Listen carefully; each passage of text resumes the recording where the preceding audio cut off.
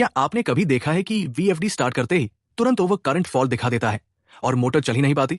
लोग समझते हैं वीएफडी खराब है, लेकिन असली सस्पेंस कहीं और है।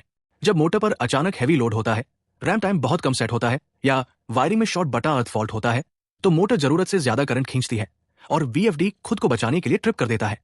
इसका सिंपल सोल्यूशन है, एक्सेलरेशन रैम टाइम बढ़ाओ, मोटर करंट रेटिंग सही सेट करो और वायरिंग प्लस लोड जरूर चेक करो। ऐसी ही इंडस्ट्रियल ऑटोमेशन नॉलेज के लिए चैनल को सब्सक्राइब जरूर करें।